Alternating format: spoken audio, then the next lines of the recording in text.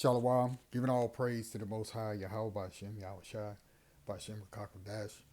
Double honor to the apostles and elders, a great millstone for teaching His truth that has gone all around the earth. Shalom to the hopeful elect out there. This is your brother Atazawan Bayath. And I'm going to bring a short lesson this morning. And this lesson, I'm not sure what I'm going to call it, but it'll be based off of the brother GMS Whitestone 2, I believe. Watched his lesson this morning. And this brother, he does a lot of great lessons with great edification in it. This is his page right here, GMS Whitestone 2. And I watched this lesson this morning where it says, be prepared to lose before gaining. Excellent video. And I'm just going to land back off of what the brother had in his lesson, right? Concerning really the state of the economy here in which they call America, right? We know it as Babylon the Great. And the shortages, food shortages that are happening currently, right? Because they're blaming the so-called demic, for everything, and which really is just a guise for them to continue on with their agenda, and they being the top elites and banking families that are running this world. Okay, but all of this stuff is prophesied already in the scriptures, and we'll get a few scriptures and then we'll be done. I'm gonna see if I can get this short video to play, so bear with me. Let me see if I can actually get it to play, and I think we'll go through a couple of news stories here as well. All right, so bear with me. Let me see if I can get this thing turned up. I don't know if it's got a sound to it or not, Salakia. And this computer is just running so slow this morning, so sorry for that. See, I can't even get it to play now.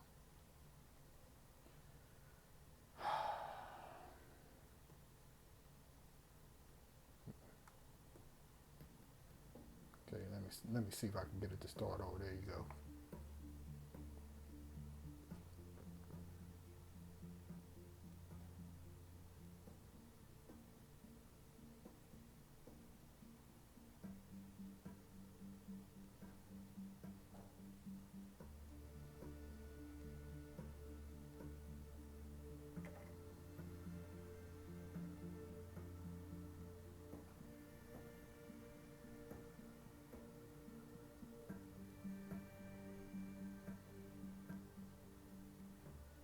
You're seeing it in general across the store. There is less supply.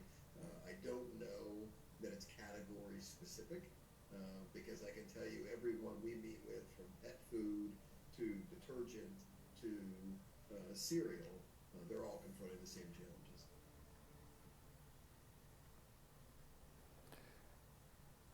And as you can see, that's from USA Today, right? Now let's see if we can get to a little bit of the article itself. And one might think, well, this could be, staged or whatever. No, it's not staged, because I've been to my local grocery stores, 3 and 4 of them, here where I am, and the shelves are pretty bare. Especially last week when we had a snowstorm here, there was hardly anything in the store at all. And I'm talking about big supermarket chains, not just little, nearby grocery stores. So this is real, right? And we know that the Lord said that He would bring that famine, right? And He would bring pestilence, and so forth. So we starting to see an increase in this, where this may become part of their new norm, right? And that is to disrupt the supply chain. Well, ultimately, it is the Most High that's doing it, okay? So let's read a little bit of this article, and it says, the new year hasn't stopped ongoing food shortages, shortages at grocery stores across the country have grown more acute in recent weeks as Omicron continues to spread and winter storms have piled on to the supply chain struggles and labor shortages.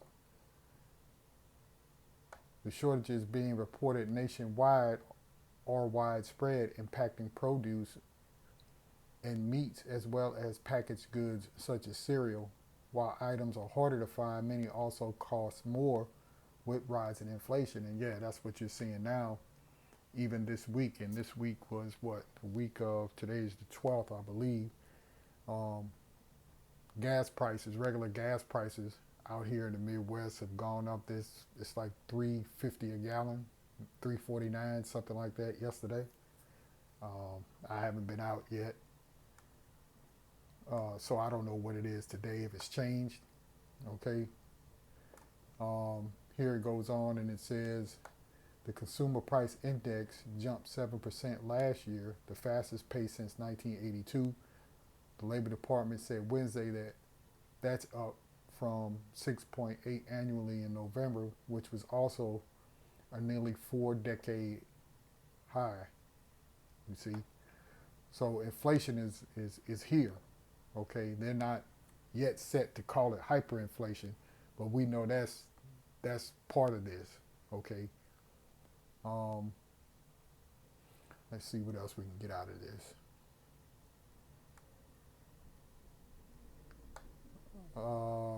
Kirk Covington, Senior Director of Institutional Credit at Ag America, told USA Today that the trends for specific food shortages are intermittent and varied.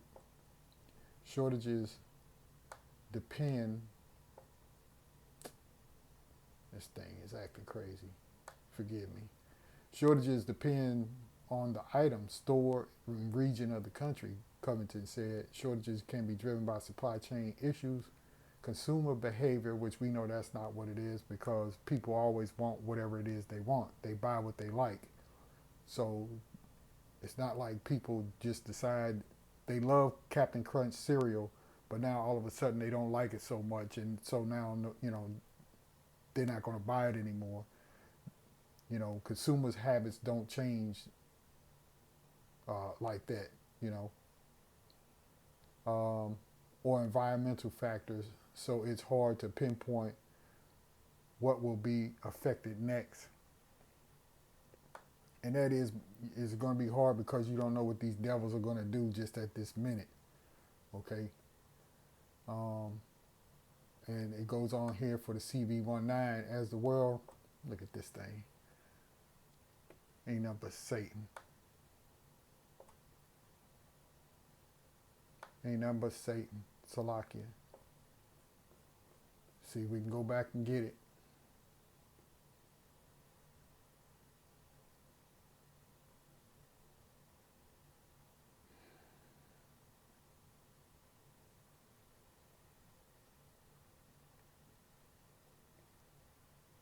Sometimes you have to deal with the foolishness of these electronics. Okay, here it says,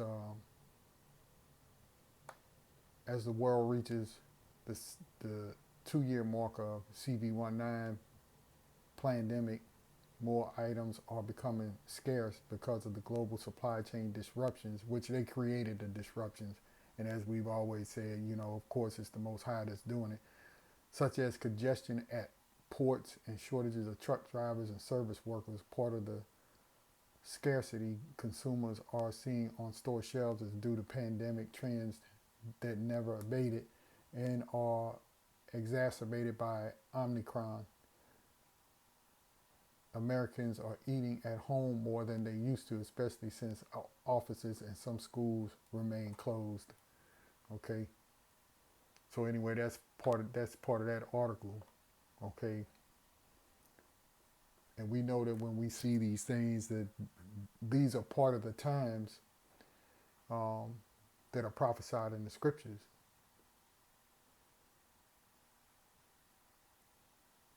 And this thing wants to act a damn fool. Salakia. So here's another another video. We'll watch it. It's 2 minutes and 10 minutes long. 2 minutes. I'm Salaki. 2 minutes and 10 seconds long. Excuse me.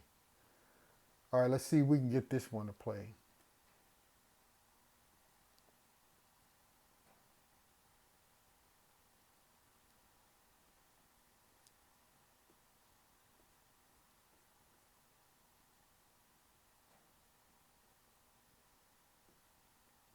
If it'll play. A common sight at U.S. supermarkets these days, a lack of milk, pasta, berries, and more, as supply chain issues leave store shelves empty. There's no meat, no toilet paper. It's crazy. High demand for groceries combined with soaring freight costs and Omicron-related labor shortages are creating a new round of backlogs. Katie Dennis is VP of Communications and Research at the Consumer Brands Association, a trade group for packaged goods. What we're dealing with right now is we had a supply chain that was kind of already at its breaking point, and the Omicron wave has been really devastating in terms of a labor impact. We don't have a food shortage, we do have a labor shortage. The consumer packaged goods industry is missing around 120,000 workers, out of which only 1,500 jobs were added last month, Dennis said. And the National Grocers Association said that many of This thing is buffering. And you know what? While it, grocery store members okay, were operating with less than 50% of their workforce capacity. Meanwhile, experts say demand over the last 5 months has been as high or higher than it had been in March 2020 at the beginning of the pandemic.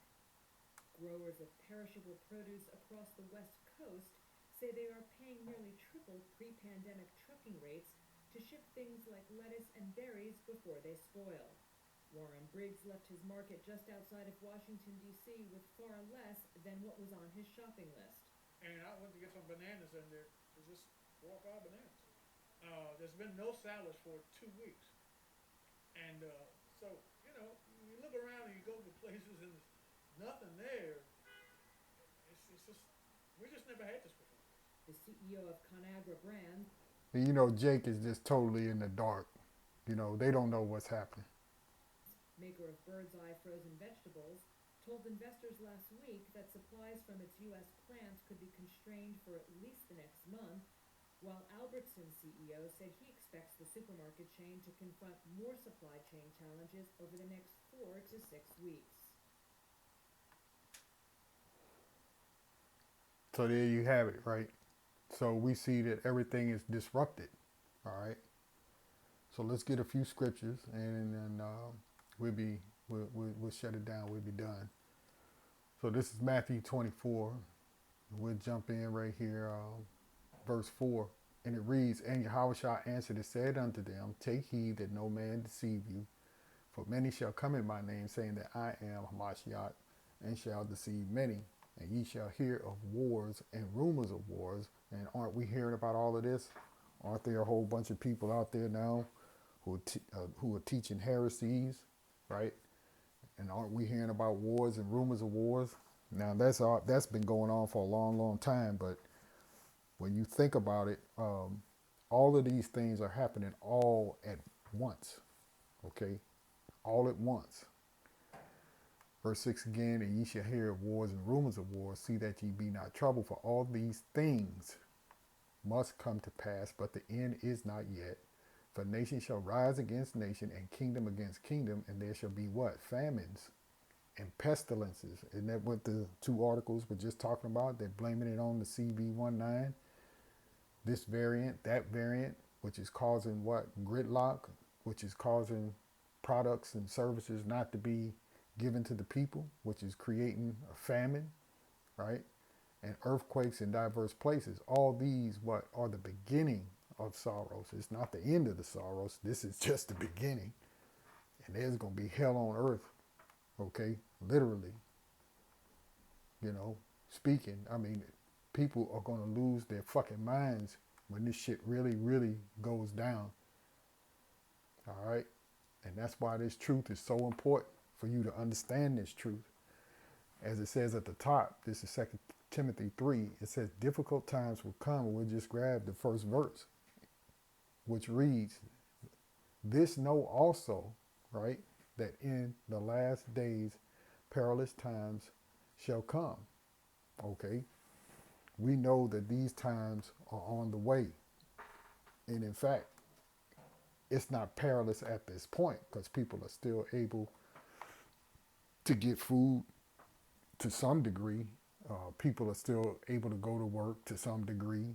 People are still able to get medical attention if they should need it. And I'm not, talking about no max. I'm just talking about if you need to go to a dentist or something like that, you could still, to some degree, go do that. Okay. You know what? Let's read down a little bit. But that's the key point. Is verse 1. All right, but we'll read a little bit because this describes the people that you're seeing every day. Those of us in the truth, brothers and sisters, you can think of somebody. Each one of these words, each one of these attributes, you can think of somebody in your mind who fits the description, right? For men shall be lovers, verse 2, for men shall be lovers of their own selves, covetous, boasters, proud, blasphemers, disobedient to parents, unthankful, unholy. Okay, you could think of somebody that's just like this. Without natural affection, truce breakers, false accusers, incontinent, fierce, despisers of those that are good, traitors, heady, high-minded, right? All about themselves, lovers of pleasures more than lovers of the Most High, right? And that's the way this world teaches the young kids, grab for the gusto, get all that you want, you see? Verse 5, having a form of godliness, but denying the power thereof, from such turn away, right? So we turn away from these people who are like that, right? And you keep your circle really, really small, Let's go over to Matthew 10. Let me see if I can, I don't know why this thing is acting so strange this morning.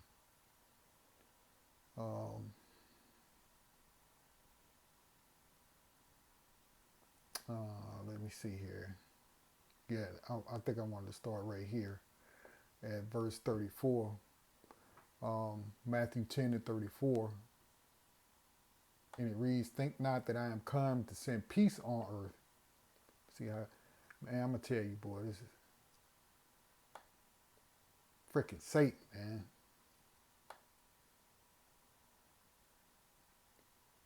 Okay, we start all over. Verse 34. Think not that I am come to send peace on earth. I came not to send peace, but a sword. For I am come to set a man at variance against his father, and the daughter against her mother, and the daughter-in-law against her mother-in-law. And a man's foes shall be they of his own house. And we see that in our own lives, in our daily walk, right? He that loveth father or mother more than me is not worthy of me, and he that loveth son or daughter more than me is not worthy of me.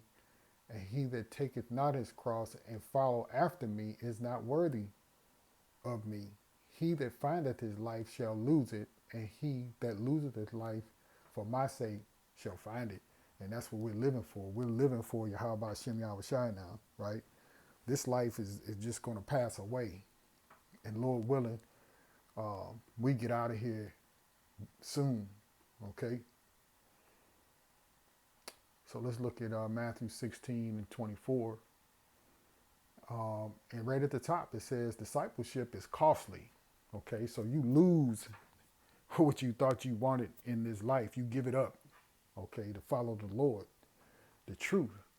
Okay, this is Matthew 16 to 24. Then said Yahushua unto his disciples, if any man will come after me, let him deny himself and take up his cross and follow me. Sounds just like Matthew 10, right?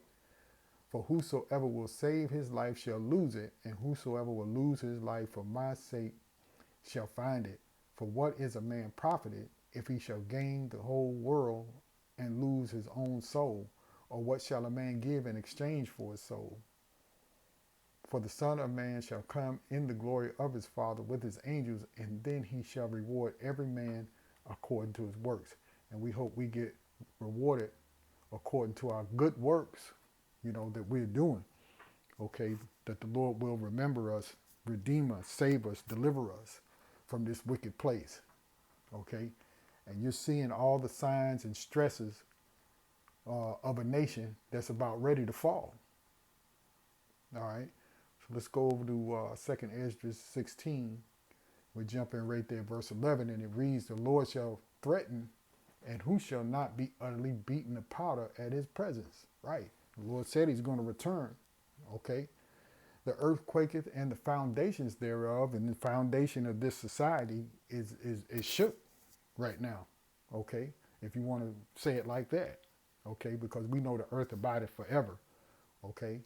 "The earth quaketh, and the foundation thereof, the sea ariseth up with waves from the deep, and the waves of it are troubled, and the fishes thereof also before the Lord, and before the glory of his power.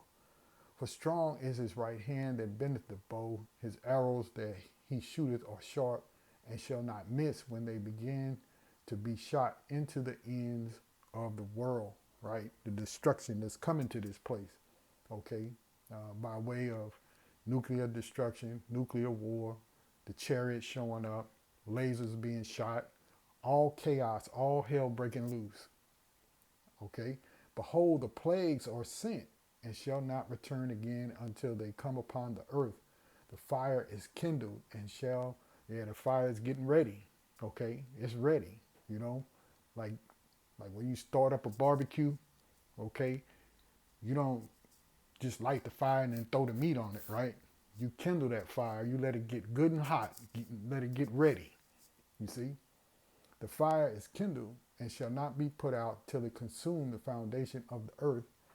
Like as an arrow which is shot of a mighty archer returneth not backward, even so the plagues that shall be sent upon earth shall not return again." Okay? So these plagues that are coming are here. All right? For the end result. Verse 17, woe is me, who will deliver me in those days? The beginning of sorrows, as the Lord had already said, these are the beginning of sorrow. You see? He didn't say once you see this, that's going to be it. No, this is the start of it.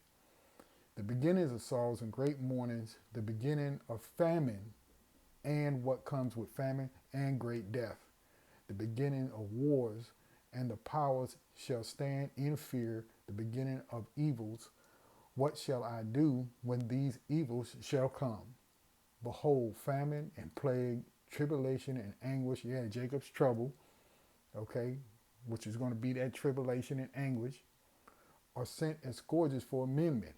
But for all these things they shall not turn from their wickedness, nor be always mindful of the scourges." Right? And you got 2/3 of our people who are walking around aimlessly in the earth, have no clue what's going on. They think this is a political thing, right?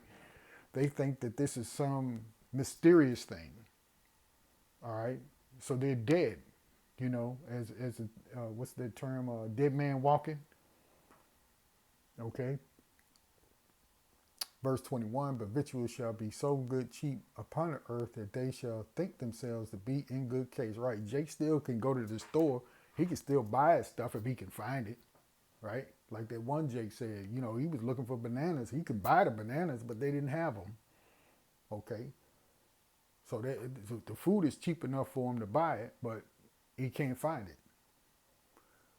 "Behold, victuals shall be good cheap upon earth, that they shall think themselves to be in good case, and even then shall evils grow upon earth." What? Sword, famine, and great confusion. And these people are confused now. They don't know what's going on. Okay? Verse 22, "For many of them that dwell upon the earth shall perish of famine." There's famine again. "And the other that escape the hunger shall the sword destroy." Right? You get away from one, the Lord is going to get you with another thing. "And the dead shall be cast out as dung, and there shall be no man to comfort them, for the earth shall be wasted, and the cities shall be cast down." Right? And Babylon the Great is on its way to being cast down. You see? So I just wanted to bring this out. Lord willing, it was edifying to someone that watches the video. And like I said, I watched the brother's video, GMS Whitestone too. Watched this video this morning. if you haven't already, please subscribe to that brother. He does a great job with his lessons, and very, very edifying lessons. Okay, so subscribe to his page. Okay, um, but as it is, famine is here, man. It's starting up. Okay, and these people, these Jakes particularly, they have no clue. They are clueless as to what's going on. Okay, so with that, I'm gonna give all praise to the Most High, Yahweh, Ba'ashem, Yahweh Shai, Ba'ashem, Rakakwadash. Double honor to the apostles and elders, great millstone for teaching this truth that has gone all around the earth. Shalom to the hopeful elect, and I'll see you again real soon with another lesson. Shalom.